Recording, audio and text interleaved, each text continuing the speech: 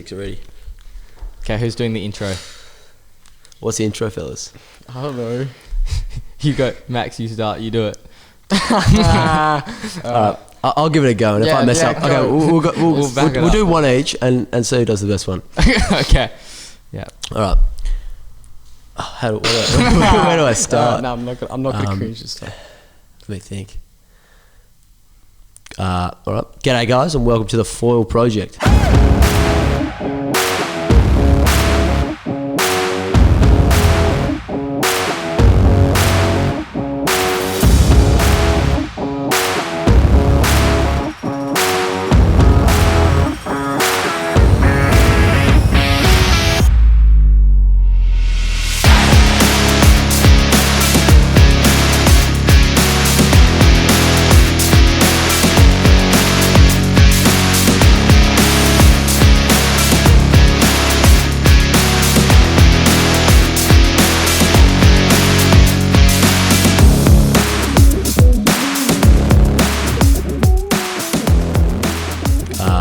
G'day, guys, and welcome to the Foil Project. I'm Noah, that's Hugh, and that's Max. Yeah. I think I'll start off with a question for you two guys. Fire away, Hugh. What was the motivation for this podcast? Why we want to start it? Well, that's actually a pretty good question there. I'm not sure. I think we just wanted to get together, sort of have a forum to chat about foiling, which we're all pretty much passionate about. But yeah, we just wanted a place where we could talk about foiling and hopefully take it to, I don't know, sort of a higher level where potentially... Yeah.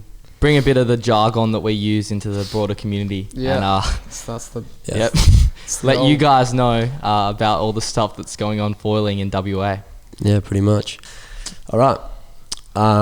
So, fellas, what is foiling? Oh, we don't really need to ask that because whoever's watching it will probably know what foiling is. Okay, yeah, basically, I think we should get this settled. If you're listening to this podcast, you know, it's probably best that you know a little bit about foiling. We're not going to explain it, pretty much. Yeah. What started this whole podcast was actually building our own boards. So, why don't we start talking about that? Well, so basically, went to a school, Scotch College, and they did this project in 2021. Building our own foil boards. Just started as in-class type thing, and it sort of grew into like a sort of club area type thing, and then we all sort of just decided that this is the coolest thing ever, and made our boards and started riding them. Found a group of boys that were interested in foiling alongside Mr. McLean over there, and sort of Steve, yeah. Sorry, Steve. We established that earlier on, just forget. And sort of just found a group that were interested and went from there, I guess. Sort of started our own brand almost, the Foil Project, as you can see here. Probably put that on the screen for you sometime. The Foil Project. Yeah, Foil Project. Okay, I think as you can see behind Max, that's Noah's board and Max's board. And then behind Noah is my board. Oh, and they're all pretty different. We have a general trend of painting them black, which is pretty much because we made so many mistakes. It was the only way to cover it up. So, yeah. Pretty much. How do we sort of start getting into the into foiling, fellas? I think it started with my dad, really, with our wing dinging. We began on a 130 litre board. So obviously, back when we started, this was probably ended 2019, somewhere in 2019. It's right when WA started going through COVID, I think. Yeah. COVID, the lockdown. Yeah. So I think even back then, it's not that long ago at all. Everything was so different to what it has become now. Our boards were, as I said, 130 litre board. My Axis foil that I was using at the time had a top speed of about 7 knots, and it was a different sport to what it's become now. I think JB, obviously you and your dad started foiling well before all of us, and then JB took to the first purchase with the 1550, the very infamous 1550. The Armstrong 1550. As you see here. I got into it on Armstrong, just sort of just copied to one of our mates, to be honest, because didn't really know anything about the sport at the time. I think Hugh and I started a lot earlier than Max sort of did, because we bought our gear, and Max is only more recent bought his own gear. I think just talking about how we got into it, anyone who's tried foiling, it's probably one of the when you unlock something new, it's one of the most satisfying things, and I think especially in foiling. So if I just think back to when we began, started behind the boat on this huge board, you got up and it didn't feel like surfing at all. It was sort of like a completely different feeling to what you've had before. And then I remember we got a 80 litre board, and I guess I set the challenge of riding the second wake on that board, which never really happened. But I remember one time I was able to actually turn a little bit behind the boat, and it's just, I don't know, it feels a lot better than unlocking achievements in other sports, I think. Yeah, well, I think the sport sort of started around you and your old man, and we, when we sort of got into it, it was more prone and surf foiling because we'd done a lot of surfing beforehand. Yeah. Sort of is still pretty prone focused now. I know, Or at least for us. Yeah.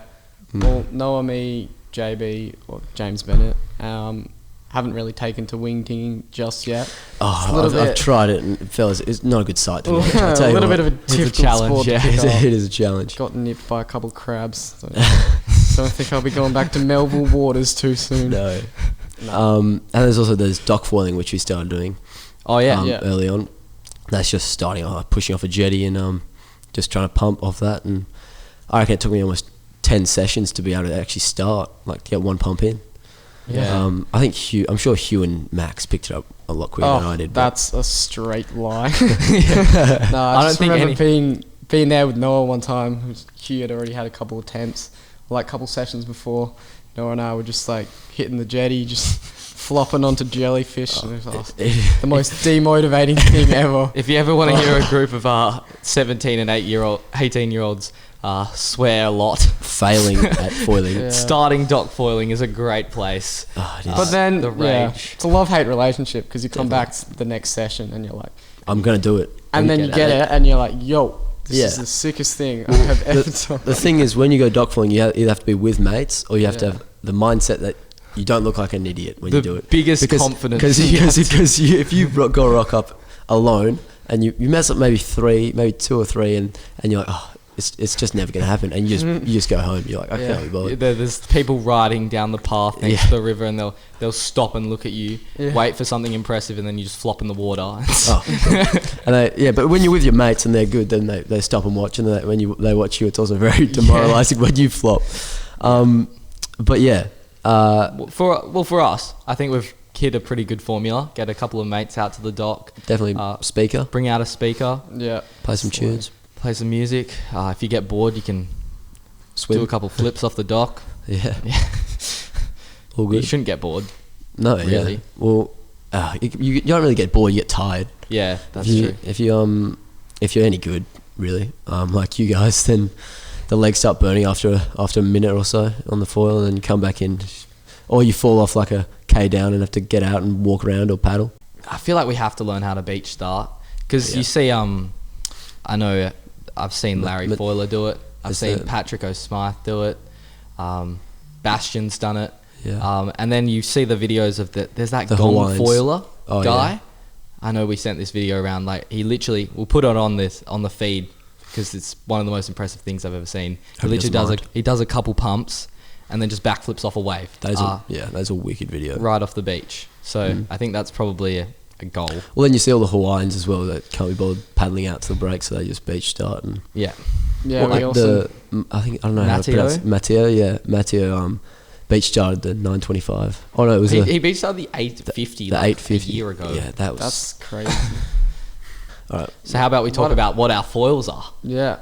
All right, Max, after you, my friend. The big reveal. Yeah, so pretty much I'm rocking the Axis foil.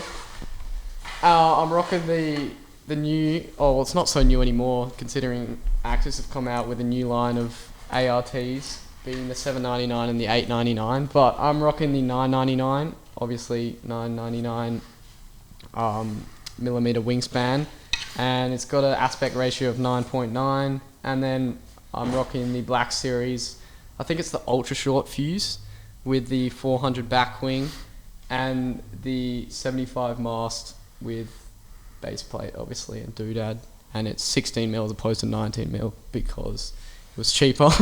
And also I'm a bit of a lighter rider. I don't feel it gives me much flex, which is good. Axis. Yeah, obviously. buddy. Hugh, you want to go next? Oh, I'll hold his up if he likes. Alright, hope you can see it in the background. Noah's holding it up. My foil that I'm been riding most of the time, this is the 170 lift. It's a high aspect foil from their high aspect range. I've got the 25 tail. For me, also as a lighter rider, the 25 tail is all I really need. I know other riders have been using larger tails with the same front wing and have found it made a difference. But for me, I think the 25 pretty much covers it. I just swap my front wing. And then I've got here's the 75 mast. Lift is all carbon, which is nice. It makes it a little bit lighter than potentially the Axis setups. And yeah, I guess that's all I've got. I also have at home the 170 front wing, which is probably my favorite front wing. It has its time and place because it does require a bit of extra effort over potentially the other wings that we're using. And also for me, I've made this little shim, if you can see it on camera. It's pretty much a couple pieces of plastic stuck together to give a little bit of elevation on my foil. Can I have a look? Yeah. Cheeky gander. Yeah, I am having a cheeky gander. So, what exactly is it? We're calling it a acrylic. shim. We're calling it like a base plate. And shim. what does it do exactly? It means that my it kind of makes an angle instead of the foil being like this on the board. It sort of makes the board that. It's obviously exaggerated, but it gives you more front foot pressure. And for me, that's kind of important. My board that I've got the foot strap positioning is too far forward for my foil setup, and so that by putting that plate underneath, it means that when I'm in my foot straps, my weight distribution is right, and I don't end up with a really sore back leg. Yeah, wicked. I would love to talk about my setup, fellas, but to be honest, I forgot it. So we'll talk about the most important. We'll probably talk about the most important wing, the 1550. This wing is what started it all, fellas. It's just elite. Like, I reckon I had a top speed of about 4 knots, and you could pretty much be still and still have lift. Yeah, that's true. I mean, it holds a special spot in most of our hearts. This is going to be mounted on my wall when I'm older. That's just how there's a better word for it. I mean, this thing has collided with many reefs. Every variation of reef possible at its top speed, which we just found was not very fast. But no, it's actually One thing that surprised me the other day indestructible is when I gave JB a shot on my 120, which is a tiny little wing compared to that, and he was using that. I was using that, and we were pumping out, and I was almost going the same speed as him. Well, if you have a lot of front foot pressure with the Armstrong 1550, you can actually get a lot of speed. I probably suppose it depends also on your back wing and how they work together, but you still can get speed on them. Yeah, it's actually a sick wing because it actually has so much stability in the turns. Like, yeah, I probably give it a bad rap just because I love high aspect wings. Considering 999 is probably one of the most high aspect wings on the market, so I give Noah a little bit of shit for that. Well, there's a bit of in-group beef about which is better, Armstrong or Axis, and everyone knows it's Armstrong, but and you know, the 1550, you might go out and spend however much, $2,000 on the 999 when you can buy a 1550 V1. It's probably about $400 now, I assume. Yeah, you could genuinely get a V1. People would pay you to take it. all right. It's not that bad a wing. No, but I think we can't talk it down. It's if you're beginning, it's probably the perfect wing to start on because there's so much stability, so much give. So if you're barely pumping it will still hold you up. As soon as for prone falling, this is for prone falling. Dock falling, it's an absolute terrible wing. It's so hard to start on dock fall with this. If you're looking to get into foiling and you're willing to spend enough money to buy Armstrong, then a cheaper option would be going with the 1550. It also works really well behind boats because of that stability. Yeah. Like dock falling, once you get on a wake and you actually have like a decent sized wake because it needs a little bit of power behind it to actually work. But once you get on there, it's actually really stable and you can pretty much shred the wing. Definitely. Well, even if you're getting towed as well, the 1550, because of its it's not that wide, but it has heaps of surface area. So even when you got the churning water behind a boat, it just sort of like has a little bit of turbulence, but it just really glides through it. Yeah, I can still remember the first time I got it on the dock, and it felt like if you're going slow, I just remember it felt like you could fully Twist it. You can, like, yeah. You could almost pivot. If you do really sharp turns, I would say if you do really sharp turns on the 1550, when you're prone falling, it sort of slips, I would say. So you sort of, when you have like a high aspect wing, it like follows you when you do it. Well, if you have this, it reaches a certain point where it won't turn anymore. It just turns. Yeah. Like moves on the spot, and it's so fun for that if it's just like small and whitewashy, but it's definitely not the best wing for pumping. No. Yeah, it's a leg burner. Yeah, but what's weird is I remember when that came out, or how long this would be a year and a half ago, 2 years. or when one of our friends first got that wing, it was the best wing. It was pretty mind blowing. Like, it was you tried it, and it was the best wing on the market, I reckon, for when it came out. But now, I mean, probably brands. every one of our wings that we mainly use now would go faster, pumps better, and turns probably harder than that wing Sharper, would. yeah, definitely. I think, we're all now just looking for that higher aspect wing, really. Yeah. Well, once you reach a certain point, intermediate, you leave the beginner stage, when you're just like moderate or intermediate, you definitely don't want a slow wing because it just makes everything, learning like new tricks and carving and everything, it makes it so much harder to progress. But also for like dock falling though, you still need these higher volume wings because you can't go on like a high aspect wing with the thinnest cord you've ever seen, and that stall speeds are just like astronomically high, especially for like the 925 and even the 725. It's just like you need insane amount of power. We tried the 925 out dock foiling that day, and a couple of days ago, a couple months ago. Yeah, there was no way we were getting the 920 up. And there was no lift whatsoever. But you whack this on and you'll get lift. Yeah. But talking about being able to get up dock foiling, I find it really weird that we're able to, or at least I'm able to get up on the 170, but I can't quite do it on Max's. And I don't know. Max's 999, if you've ever been on one, prone foiling, is the most elite weapon.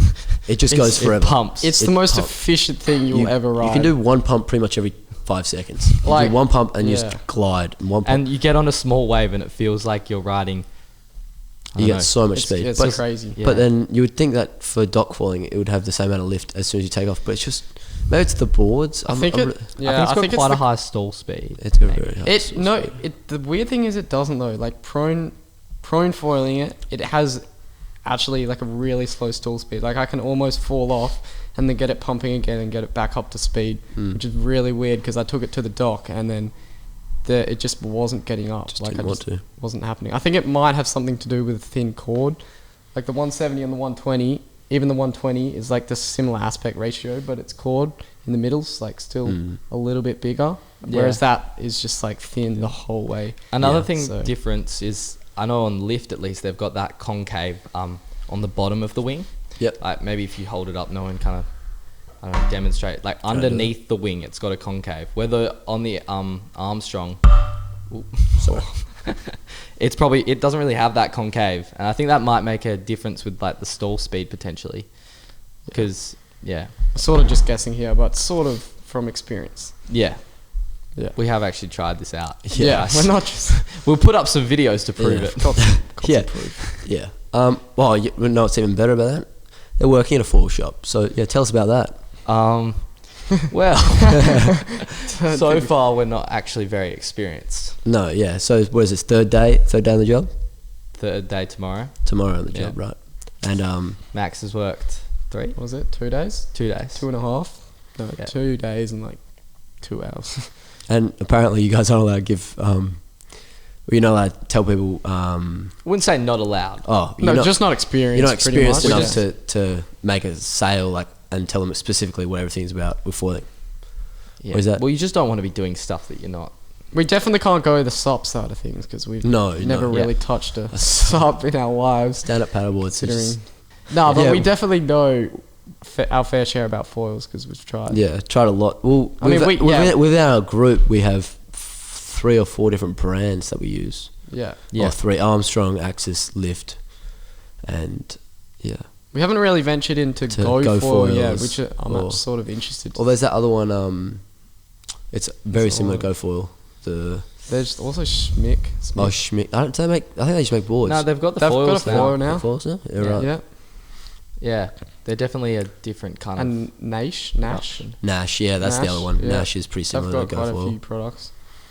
No, I'm just thinking of something. If we go back to talking about starting the 925, Yeah. potentially maybe this might be a bit of a sore spot. But back to the other day when we went up to Scarborough. Yeah. Oh, yeah. Yeah. So It's a big story. the stall speed on a 925 is very high. Yeah. You need to have speed because it just, if you don't have enough, you have to have speed the whole time. It's not like the 1550 where if you slow down, it sort of keeps holding you up for a while. The 925, you constantly need speed to go. And we went to up to Scarborough in out of Perth the other day, and Hugh was on his, were you on 120 or 170 lift? 170. Yeah. 170 I lift, don't think. and he was cranking around because it definitely has a lot more give than the 925. Yeah. And a couple of waves it took off on. It was, I don't really want to talk about the session because it wasn't a good one. Well, I think we should maybe just like describe what the waves were like. We'll put a couple videos up of it as well. Oh yeah, But I so think it wasn't was big. really small. It was really small. It was Like, breaking we're pretty much talking- onto the beach. knee high, Yeah, maybe less. maybe less. And they had no power. Like usually you can have a small wave that has power underneath the water. These had no power. They were pretty much just there.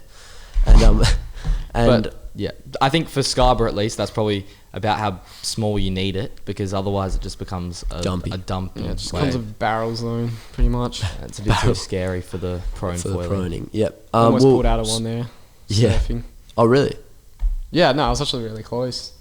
Well, sort of venturing off. I'm venturing off foiling. Go back to Venturing surfing. off I want to hear foiling about a this. bit, I want to but- hear about this. I mean, it's always fun pulling into a barrel. Surfing, yeah. I mean, we had a couple this is- kooks on the left. If we want to talk about surfing barrels, I can whip up some clips from Blue Holes at Calbarrian. This is And- we've yeah, we've this is digressed nothing too like far. Blue Let's go Holes. back to Okay, what you were sorry. saying We'll before. put a clip in anyway. I love But, barrels, I'm sorry. So we're going back to Scarborough, and I was on the 925, and I catch a wave, and I just pretty much surf it because there's zero lift. There was no Yeah. lift, so I was just hopping on my 4'1" board, just catching it pretty much onto the beach with a 3-foot foil stuck to the bottom of the thing, and every so often you'd hit the sandbar and just stop. And then there was no lift. He was getting up and pumping and had a lift and whatnot. And there was one wave which I was like, So I don't like this session, but there was one wave where I was so close to getting up, and it was so demoralizing when the wave closed out and I had to go back through the whitewash and lost all my speed. Yeah. But there was really zero lift on the smaller, like when you have no power, because that stall speed has to be quite high. So I think it kind of makes you think that there's a time and a place for each foil, I guess. Definitely. And if you're really into foiling, at some point you're probably going to need more than one foil. Well, definitely. Well, because I should have brought the 1550. Jeez. Yeah, you would have had fun. I would have had so much fun. But Yeah. especially with you see like the massive like swells that people catching in Hawaii. Yeah. And, Yeah, you and the can't East have- Coast. you can't be riding the same foil. You can't be riding a big volume foil. You have to be riding a small, whatever, Tiny. 600 Armstrong 600 or whatever they are. Yeah. And they just with the back of the foils, the sharper they are, the more. What is it? The more they Slice through the foil. yeah, the more they glide. I don't know, I don't know. something about that. But People do say like sharpening your foil, the Well, back of your foil. with the race, have you heard about the races and people sharpen them to like knife points? Yeah, yeah. That's just couldn't even think about that. Well, we got a story about that actually with the rope. I think we've told this story a lot. Well, Tell us. we could tell the story again. It's one of my favorite stories.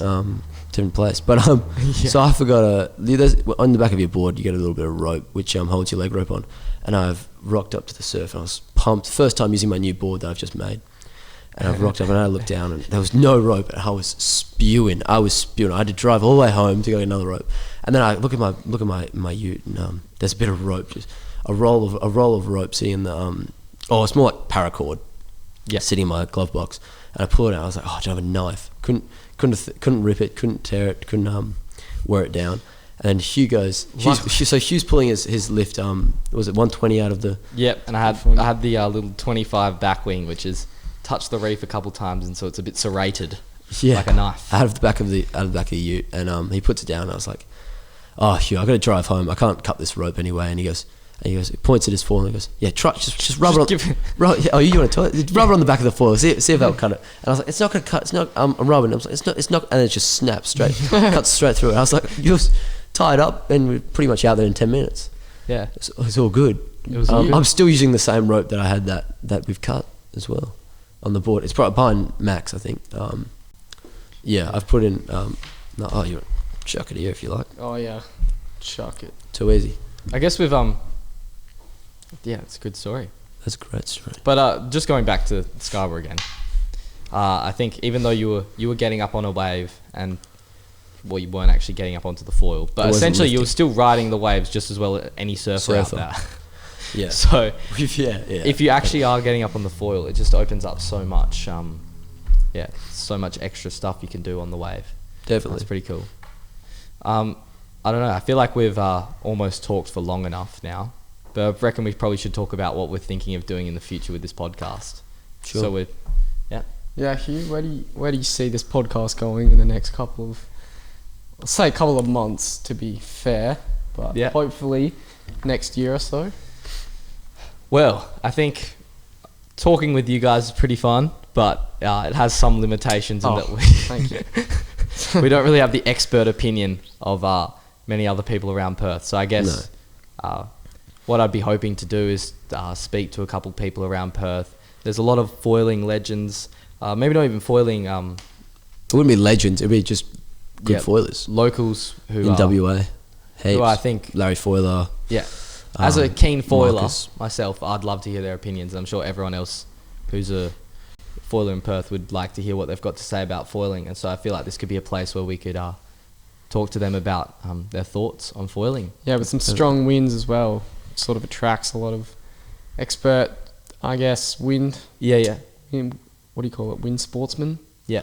So it'd be good to hopefully get them on. Well, I just want to quickly talk about something else. We're not talking about the future of the podcast here, but we're talking about back to foiling. Kite. Is it kite foiling? Yeah, kite foiling. I reckon that's just crazy. Do you want to do it? Do I want to do it? Yeah. Oh, I don't even want to kite surf, mate. What?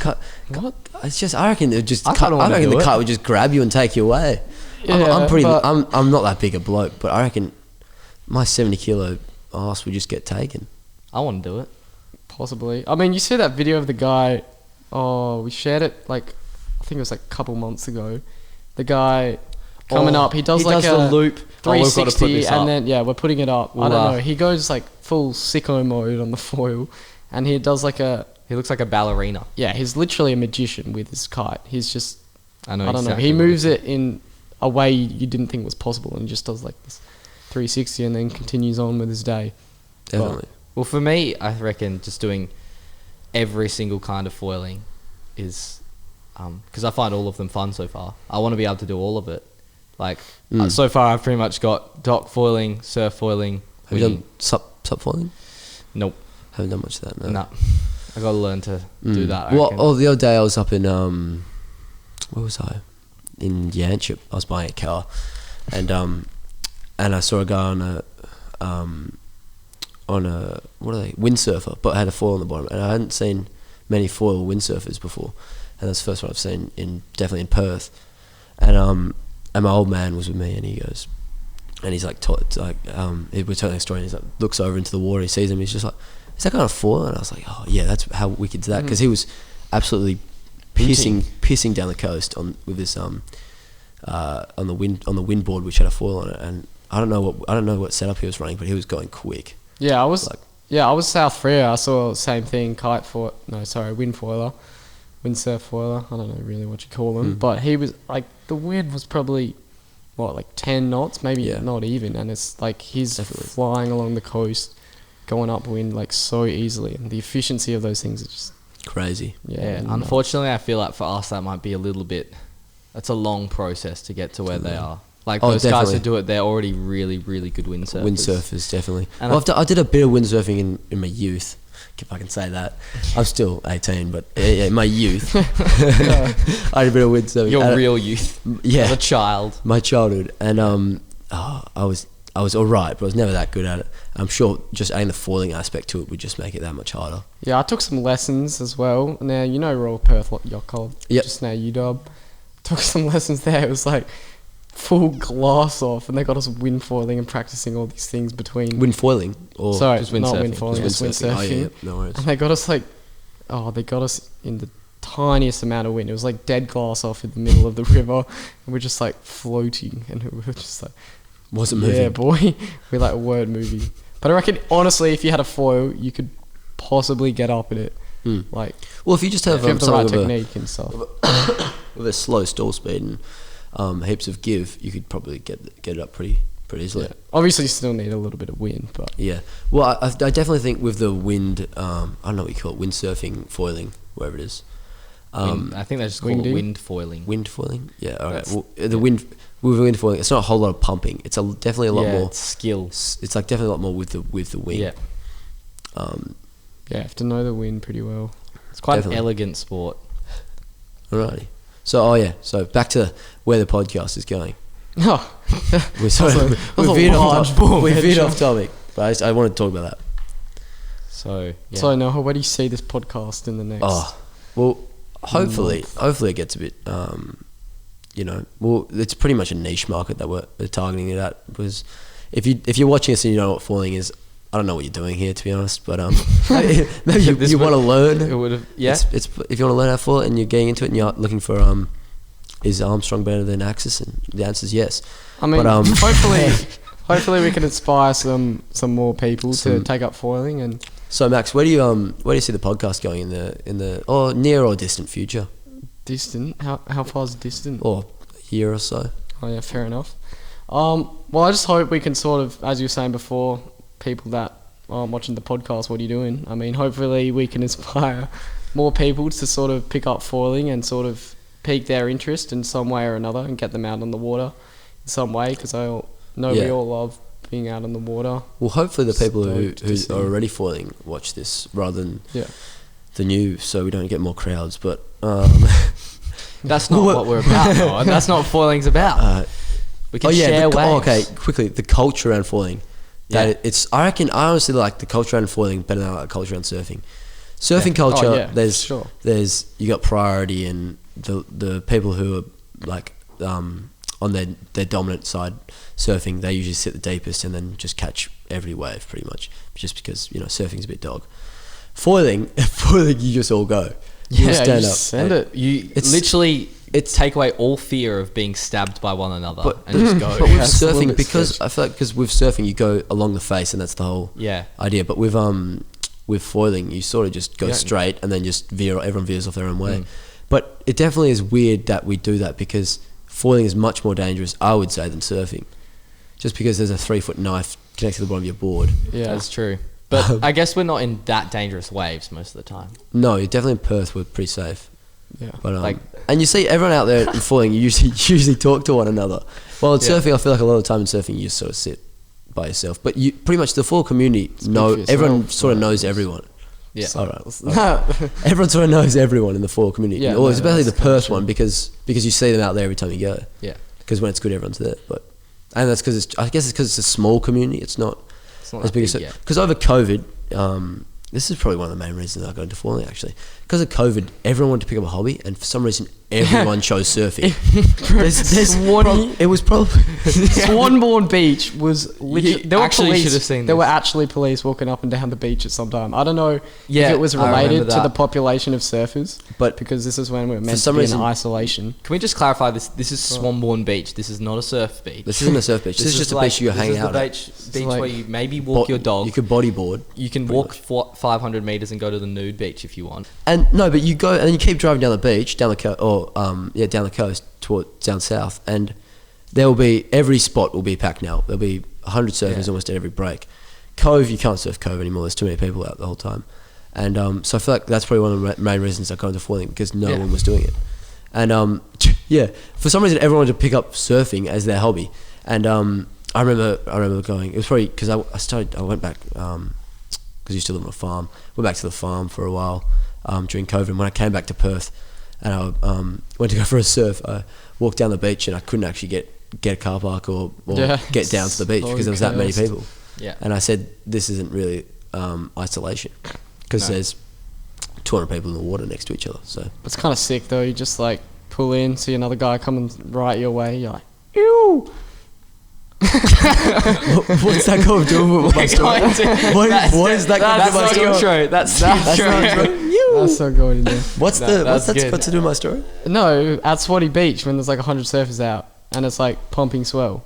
Everyone just pulls in on the same wave. Going to Swanee Beach. Right, Do you guys remember the Cyclone Swell Day? Oh, Yeah. when Yeah. when We'll never Swanbourne forget Beach that day. turned into Pipeline. That was the That was wicked. sick. Even if you went down the coast a bit, there's a Swanbourne Dog Beach, which is just where you can Yeah. walk your dog. There was like a sandbar that had washed up there, and it was like Pipeline. It was Yeah. breaking perfect barrels down the beach. And- I was away at the time when it happened, and I was Yeah. looking at people's stories, and it was nuking. And I Oh, drove yeah. back It was just so so I could surf sick. that day. we literally talk about this so often that day. I remember so vividly. I was with Jarvis Banfield, for those Swanee of you that Shores. don't know. Yeah, Swanee Shores. I'm on Instagram. And I didn't have my license, neither did he at this time, and it was relatively early, and I only had my finless beater from the day before, and like this is not a day you want to be out in the swell with a finless beater. For those who don't And- know what a finless beater is, it's a block of foam that's just completely flat. There's no rocker. Yeah, it's just finless. Someone had a Cat- really catch good surf. marketing strategy Yeah. and sold this absolute. So I was just like, for the first couple waves, I was just boss riding the whole way, and I was like trying to do 360s, but the lip was pretty heavy on the day, and it just like come straight down to me, and then my leg rope actually snapped, so I had to borrow another one of Giles' leg ropes, and then I'm pretty sure that came off again, and then I was like stranded on rocks, and then Where were you surfing? Swanee's all beach. yeah, no, it's a Swanee. No, next to the Oh reef. yeah, the reef. You Yeah, surfed the we got a reef. little close, and then I don't know what happened after that. I think it was There's just some funny stories Oh, on no. that reef. free. We're gonna get too off track if I keep telling stories. Sorry. no leg rope, finless beater, just getting pounded. Okay. I think we should bring this back to foiling, seeing as We've we've got- called it the foil project. Yeah, Alright. definitely. But How did Swanee's a good how did we place. get here? Oh, I was talking about the culture, and then it turned into everyone wanted to surf. yeah, are we talking? Why don't we go back to what we hope for the project? This. Oh yeah, this so you podcast guys, can do? did Max answer it? I don't remember. Well, we've answered it. I think I said we'd like to get people on the show, and potentially Oh yeah, definitely. on the podcast. But potentially we could also do some product reviews. Can do it. Yeah, think. well, we Yeah, definitely that'd be cool. can try out. Well, everyone sort of tried everyone else's foils in the group, I assume. But I feel like we could We could expand it more than that. Definitely like wings. Start trying out wings and stuff like that. Maybe boards. Yeah. Yeah, hopefully we could just loan some, because I know Sup Shop does very generously does loans out to the public to see how, not really loans, but sort Demo. of just demo. That's the word I was looking for. But yeah, I know if you're anything like me, you're always looking for more information on foils because probably more than any sport, the actual equipment you're using is really important. And it changes that quickly. Yeah. Well, back to the very start of the podcast when we talked about how the 1550 was one of the best wings on the market back 2 years ago, and we're here now with how much wings have changed, and how much what's the word? Advancements. evolved as a sport. Evolved. That's a good word. How's it evolved as a sport? Because I feel like when we started, there was probably maybe 20 or so people in Perth doing it. There's definitely a lot more now. I think we should also clarify that, Evolution. yeah, if we're doing product reviews, your biggest worry might be why should I trust a bunch of Three 18-year-olds. three 18-year-olds who are Not who amazing at foiling. Well, Experienced, but Experienced. not professional. professional. Yeah. and that's the word, answer is it's professional. your choice to trust us, I guess. I mean, who else is doing it? That's my question then. In Perth, Who else can you trust? Oh. Because you watch a lot of those things, and everyone and the people who are in it might be Armstrong riders or Axis riders, and they're like, oh, Armstrong 925 or Axis 999, it's the best wing on the market, and that's just because they're getting paid by the brand to. yeah, I guess I guess we'd like to be impartial a little bit. Yeah, well, definitely that Armstrong's better than Axis. Max will tell you that for free. Well, but, that's just an completely opinion, against alright? That's just a very yeah. Okay. No, that's just don't because take I that ride. the wrong way. That's It's just I ride Armstrong. I've used Lift, and honestly, there could be a chance in the near future that I switch to Lift. Just need to clarify. Both brands are Both brands equally. are great. Yeah. The three, Every brand well, is good. It just has different positives and negatives. Each definitely. brand has got its own. Definitely the positives and three brands, the main three in our group, are some of the best, or some of the most. What's the word? Some of the best types of equipment you can buy on the market, and we've used a lot of it, which is we've been very privileged to do that.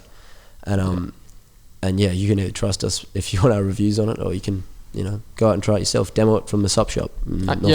I mean, we do have experience. It's not like we're coming at from this as beginners, like from nowhere. As beginners. Well, it sounds bad because it's only been doing it for 2 years, but to be honest, nobody's been doing it for longer. The sport only probably came about 2 years ago. Well, people have, but not much longer. Definitely. Well, there's definitely foiling before, but prone foiling, if this is mainly about prone foiling, is sort of pretty new. If you think about it, a lot of it was toe-ins on the swell, but this is sort of surfing foiling. Yeah. Okay, should we start wrapping it up? Yeah, probably I reckon. I reckon we need to I know at least the podcast that I've seen before, they had a nice summary questions to go at the end. Yeah, I think we should think up a couple of appropriate questions foily relating. Okay, I got a cheeky question. What are your what is it? Foil related questions. Whooper reel. I'm surprised that wasn't me. Or did I do that earlier? I don't know. No, okay. We all stumble. I've probably. Okay, Noah, do you have a question? I'll brainstorm while you ask yours. Does it have to be about foiling? Yeah. Let me think. No, you know the common Yeah, saying. I got a question. I got a question for you. All right. Yeah. For both of you. Okay. All right. Maybe we'll finish on this. We'll relate it to what we were asked in the previous podcast. All right. Not closely linked, but if you were stranded on. I know what's coming. I know exactly what you're about to ask. Yeah. Okay. Let's see if it's exactly. All right. If you were stranded on an island, all right. Let's just say any island, probably. A desert somewhere. island. Some good waves, obviously. Yeah. Yep. Somewhere in the Maldives, maybe. Is it Maldives or is it Maldives? I don't know. Depends where you are in the world. I'm Australian, so I'm just gonna say Maldives. I'm Australian. I say Maldives. I say Maldives. Anyways, American. Oh well. All right, we'll go with Maldives. Majority vote. If you're stranded in the Maldives with a front wing of choice. Is there going to be three different answers here because we will run different boards? I'll just open up pretty broad. If you're stranded on an island in the Mentawais? Mentawais. That's another one. There's Maldives and Mentawais, but anyway. Yeah, with a front wing of your choice, what would that front wing be? Obviously, the rest of the setup would be tailored according to that front wing, but what would you be rocking? What brand and what size foil? Hugh, you can. Me first? Yeah, no worries. Well, I think my favourite wing I've tried so far has got to be the 120. And at times, it doesn't really work, but most fun, you can pump it pretty well, and you go so fast. So that'd be my choice. 120. Lift 120. All right, I've got some questions about the question. Probably needed to be a little bit more explicit. I'm going into depth. Is it Maldives when it's good the whole time, or is it Maldives when it gets bad? No. It's windy. Is it? So you need a wing. No, we're not talking about wings. We don't wing. Max and I. Okay. Say it's perfect prone foiling conditions. All the time. Yeah. All right. It'll probably be. Actually, I would probably choose the 120 lift as well, to be honest. The lift 120 with the rest of the setup, really, because I've used yours in the past, and it's definitely got a lot more give than the 925 Armstrong. I'm not saying the 925 Armstrong's bad, because I use it like religiously, but yeah. Okay. If we're going perfect conditions, the 120 is just really fun. Max, what's Fair your enough. choice? Yeah, alright. I reckon I'd want to chill. I'd want to vibe. So I reckon I'd just go high aspect. 1550. Oh. Or Max loves them. I don't know. I haven't tried the 1325. I'd be keen to give that a go, but just as high aspect as possible, just so I could pump forever. Pump forever, endless. Okay. Yeah, too easy. I think that's pretty good. All right. If we actually put this podcast out, thank you for watching. This is the Foil Project.